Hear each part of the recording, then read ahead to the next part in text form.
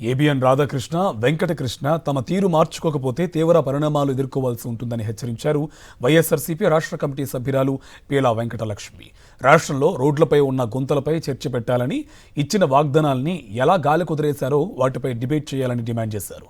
YS Jagan పాటించే విలువలకు కట్టుబడి తామంతా మౌనంగా ఉన్నామని, ఇంకోసారి తమ నాయకుడిపై నోటుకొచ్చినట్లు వాగితే ఈసారి జగన్ చెప్పిన వినమని వైఎస్ఆర్సీపీ కార్యకర్తల ఆగ్రహానికి గురి కావాల్సి ఉంటుందని రాధాకృష్ణను హెచ్చరించారు.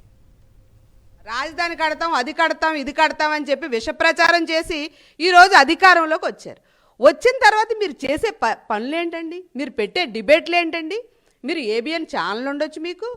అయితే మీరు జగన్మోహన్ రెడ్డి గారిని, నువ్వు ఒక మాజీ ముఖ్యమంత్రిని పట్టుకొని ఒక ప్రతిపక్షానికి మాకు 40% ఓట్లు ఒక్కడగా సింగిల్ హ్యాండ్ మీద తెచ్చుకున్నటువంటి జగన్మోహన్ రెడ్డి గారిని పట్టుకొని ఈరోజు ఏం మాట్లాడుతున్నావయ్యా వెంకటకృష్ణ? నువ్వు మీకు పిచ్చి పిచ్చిగా ఉందా?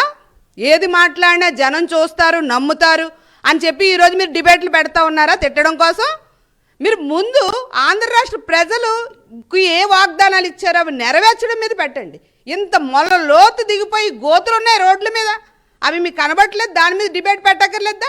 ఎవడైతే బాగా తిడతాడో వాడికి ట్రైనింగ్ ఇవ్వడం, మీరు వల్లించలేని మాటలు, పలకూడని మాటలు డిబేట్లో పెట్టి ఈరోజు జగన్మోహన్ రెడ్డి గారిని తిట్టించడమే పనిగా మీరు డిబేట్లు పెడతా ఉన్నారా? ఇదేనా ఆంధ్ర రాష్ట్రాన్ని పరిపాలించే విధానం అని నేను చంద్రబాబు నాయుడు గారిని కూడా ప్రశ్నిస్తున్నాను.